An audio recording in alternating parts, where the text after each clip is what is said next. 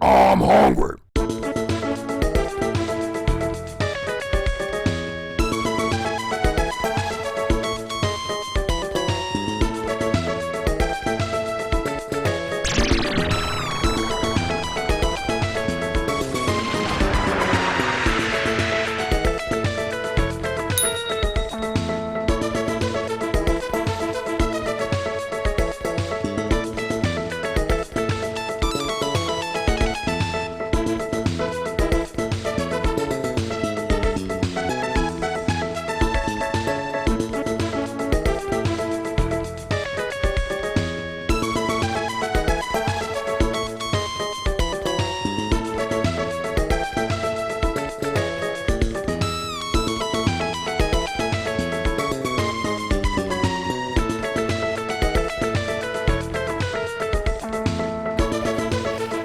Go fly, my children! Ladies and gentlemen, is it caviar or CAVIAR? Accident or no, you are about to be hit with a double dose of upper crust cuisine. Limbo Grub has hit a higher social class with 2 fetching styles of caviar. The first, Romanoff brand black lumpfish caviar, the gold standard for 175 years. The second, a tantalizing experiment, seasoned brand CAVIAR black seaweed pearl, offering to the customer the experience of caviar without the fish. Manja!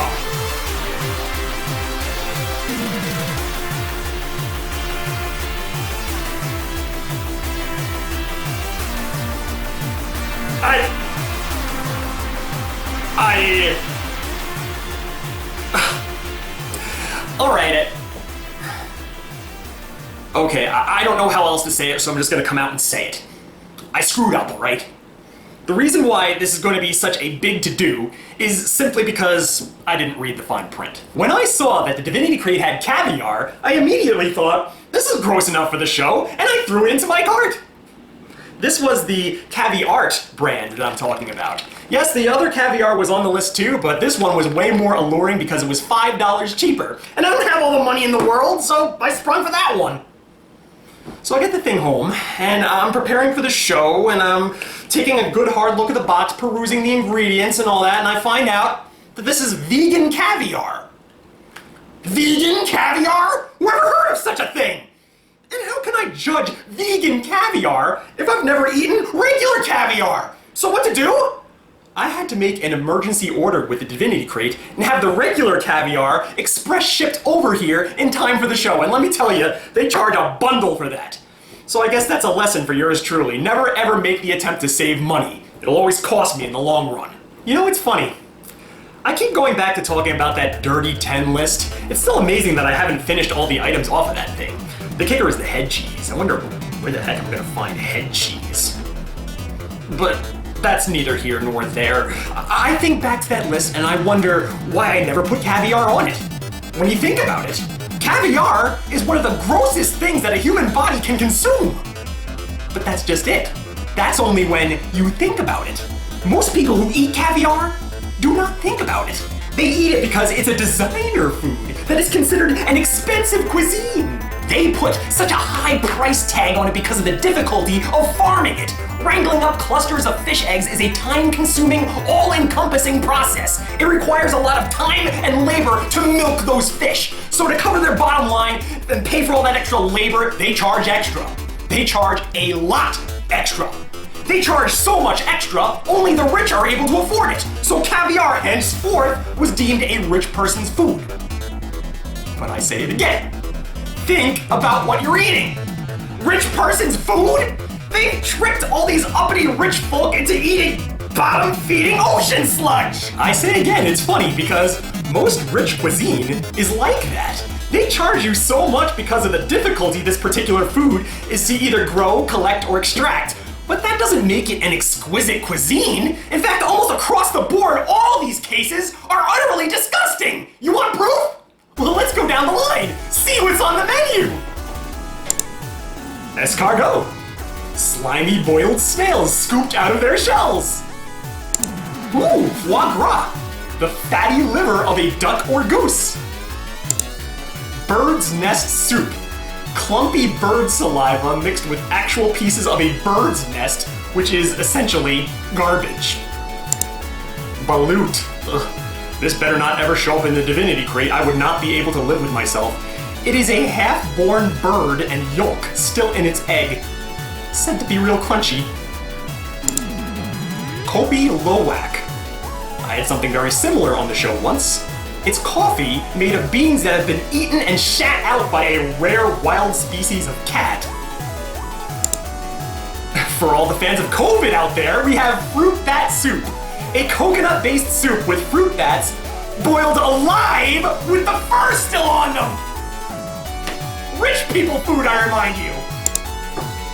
Escamole is the larva of large black ants, said to be the caviar of Mexico.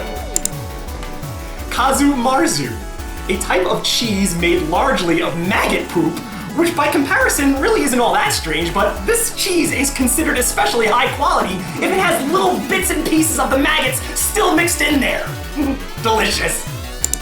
And lastly, we have shirako. Take a look at it. What do you think it is? Somebody jerked off a salmon and all over a plate in a swirly decorative cake icing style. Considered a Japanese cuisine for strictly high society. Mo money, mo problems? Hell yeah, I'll say. What a freaking burden it must be to be that rich, while all the common folk are happily stuffing their faces with delicious McDonald's cheeseburgers and filet-o-fish.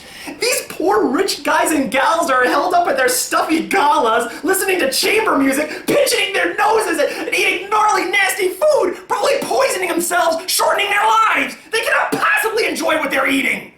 I mean, when you really put your mind to it, it's not that much different than owning designer crap, is it? Like Coach bags and Michael Kors stuff. People will look at them, they'll slap their cheek and they'll say, wow, look at that bag, isn't it beautiful? But take a step back, is it really all that beautiful? In fact, most cases, I'd say they're pretty damn ugly. They've got some guy's initials gaudily plastered all over them in a pattern. It's the status symbol of it that draws you in. How so many people could find this particular item unattainable. There's something alluring about that that makes you want it more. And on a human level, I can understand the rationale behind that. But how far are you willing to go? What are you willing to put your body through in honor of high society? If I were that stinking rich and I had to go to some party where everybody is eating nothing but maggots and feces, coffee, and stillborn birds, all I can say is I hope that there's a nice designer toilet in the restroom because my head is gonna be in there for most of the evening. So, ladies, gentlemen, I invite anybody on the social scale to take this journey with me today. Here I present to you Caviar or Caviart. And for this special, I was hoping to find a nice video game with some harpsichord music, something that would really fit the glitzy theme of it all. But I came up with nothing. So I just went with Herzog Zwei.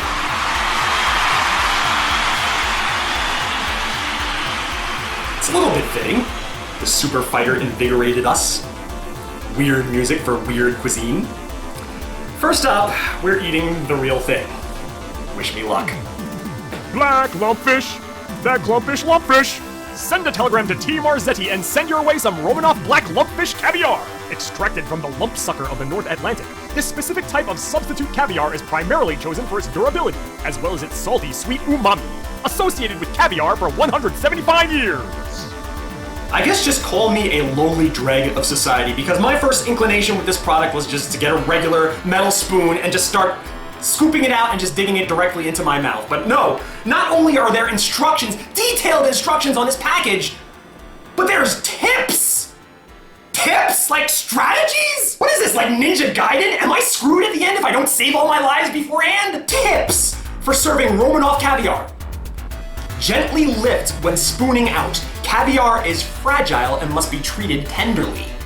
So I think these things are probably gonna be like popping bobas. Like if you pinch them even just the slightest bit, they'll pop and you won't get the most out of it. Use non-metal implements. Metal can impart a metallic flavor. Recommendation is mother of pearl or plastic. Well, I'm not an uppity old biddy, so I have no idea what a mother of pearl is, so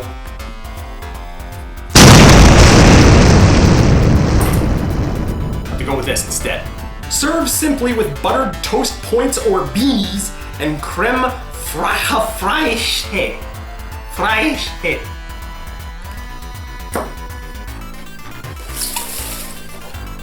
Does this qualify? Add appeal to canapes and other hors d'oeuvres. Add appeal to canapé? These are supposed to be the tips to the layperson? You gotta dumb it down a little bit more because I have no idea what that means.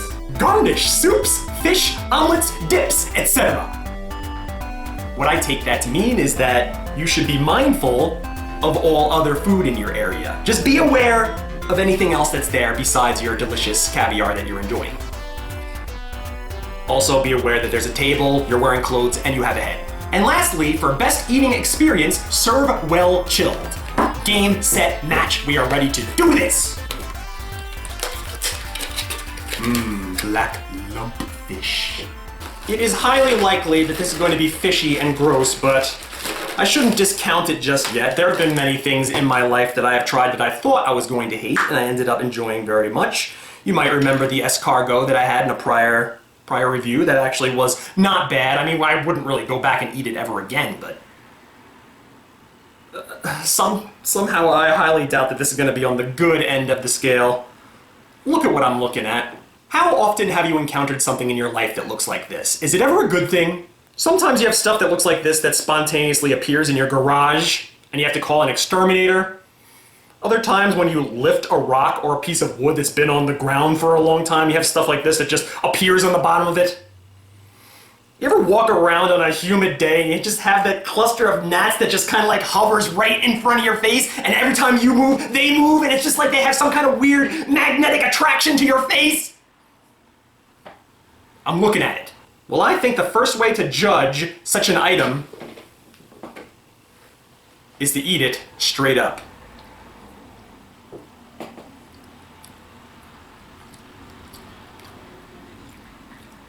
Tastes like the sea. I picture this taste is what it must be like every time the Little Mermaid opens her mouth. You find it funny in that movie when Sebastian offers to get her something to drink? Like, how does it work? Right, eating it directly is not the worst thing in the world, but it's not the best thing in the world either. I would imagine probably the thing to do is to put it on a cracker like thus and eat it that way.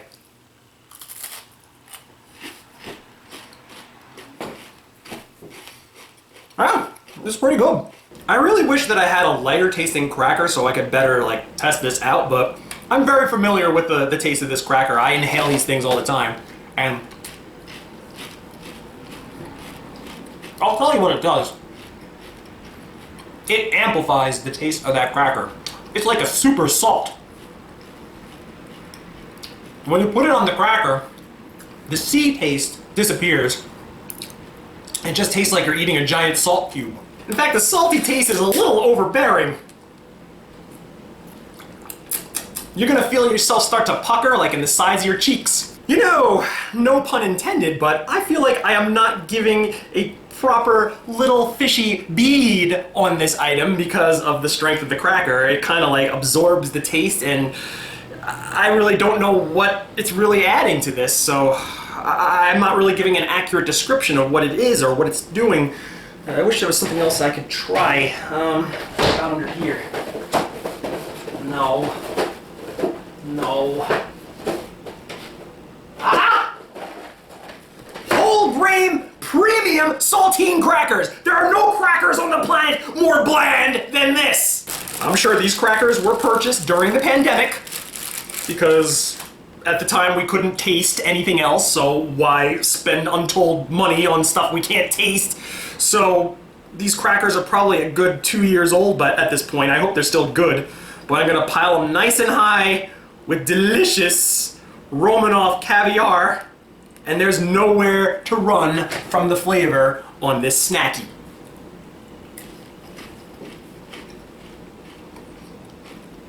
The fishiness came back. And those crackers were starting to mold over a little bit, but I don't even really think it makes much of a difference. This is never something I would elect to eat. But I know a lot of people out there like fishy snacks, and here's another one. It doesn't really taste that much different than anything else. This is the Song of the Sea right here. Tastes mostly like seawater, nothing like seafood. So if I were to give this a star rating of some sort, I mean, there's a degree of novelty to that. I mean, it tastes similar to seafood, but not really, so kind of like stands on its own little island by itself. Crap.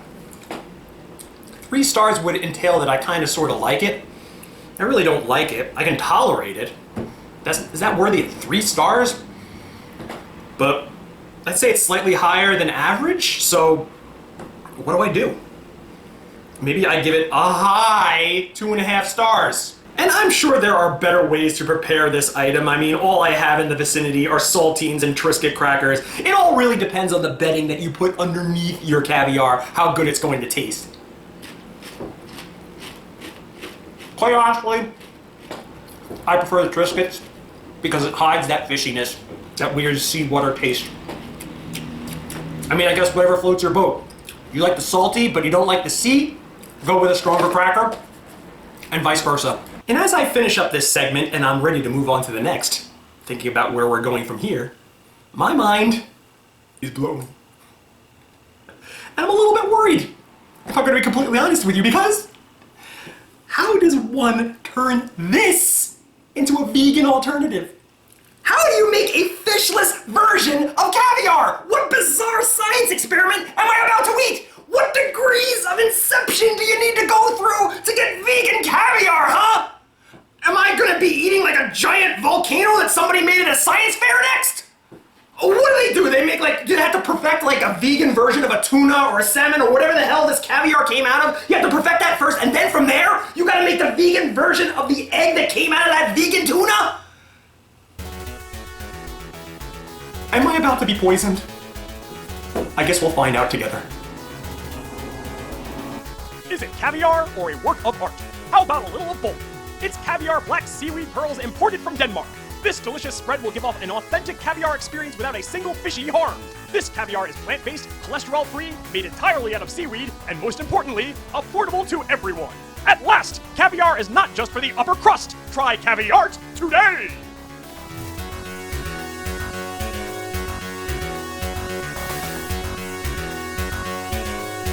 Oh, I think I see how they're going to pull this off. They used seaweed extract.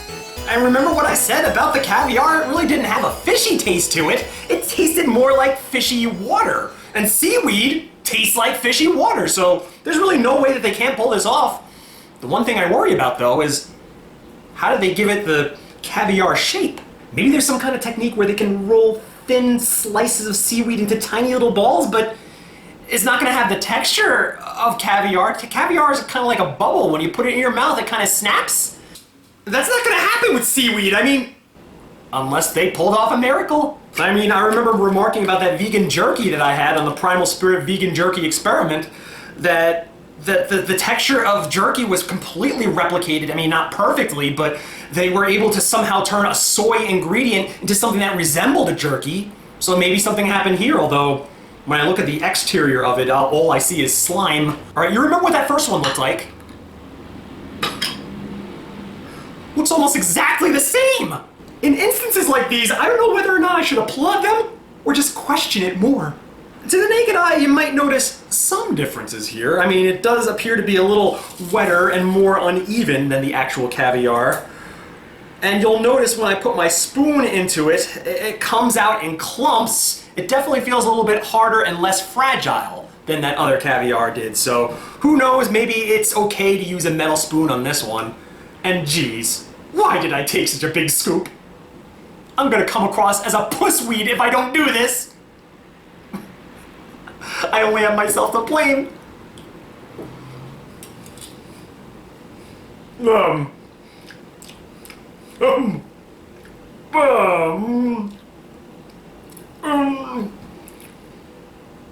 Alright. I can't judge it like that, because that's not how you're supposed to eat it. Oh my god. I mean, Wouldn't you think the better version would be the fake version? I mean, at least you're not eating raw fish eggs. But I kind of prefer the regular caviar over this because this is like eating an unanswerable question. And it's bad enough that it's seaweed and it has that seaweed taste that it just can't shake. But it also has that weird seawater taste that comes with seaweed that's also in caviar, so they had to include it. That's bombarding you. And at the same time, it's got all these other ingredients in there as well that are just trying to be fish. We are trying to be fish. We are trying to bombard your mouth to the best of our ability with fish flavor. It's like an assault. You know, I wonder. I'm just a newbie, and I'm not up on the tips and strategies to properly eat caviar. But I wonder if caviar is not so much about the taste of it as it is adding a certain fish eggy texture to things. I guess a lot of food items in this world, texture rules on. I mean, yeah, I'm not gonna say that these things are disgusting. In fact, a lot of them are really delicious, but in comparison to the texture, I mean, that is the selling point. Just how they feel in your mouth is really, really cool. Kind of like those snow caps, those candies that they sell. I mean, they taste delicious, don't get me wrong, but the selling point is the way that they feel in your mouth. They just kind of explode like a candy when you crunch them. And I've talked about poi a bunch of times on this show. I mean, nobody eats poi for the taste. It's all about that creamy texture of poi and that there's nothing else like it in the world. And dare I bring up Pop Rocks. Do they even have a taste? I don't think they taste like anything. They just jump around in your mouth and it's really cool. People seem to love them. They've endured the test of time. This kind of reminds me a little bit of that Engelhofer mustard, if you've ever seen that. It's a really strong mustard with kind of like these little pearls of flavor in there, and as you bite into it, it snaps in your teeth. This might be a good alternative to people who want to experience that who don't like mustard, but I wouldn't recommend it. It doesn't really taste like a whole lot of anything. What's missing, which they could have easily replicated, what's missing the most from this is that strong salty taste. It's just not there. This tastes like seawater. In fact, I would dare say that that is the main difference between the two. When I put the honest-to-God caviar on a saltine cracker, all I tasted was that caviar. When I put CAVIAR on a cracker, all I taste is a cracker. So if I were to give this a star grade, this is actually going to be really tough because I can't ignore what they pulled off here. This might actually be CAVIAR. It looks exactly like caviar. It feels exactly like caviar. When you put it in your mouth, it crunches and pops up against your teeth like actual honest-to-goodness fish eggs.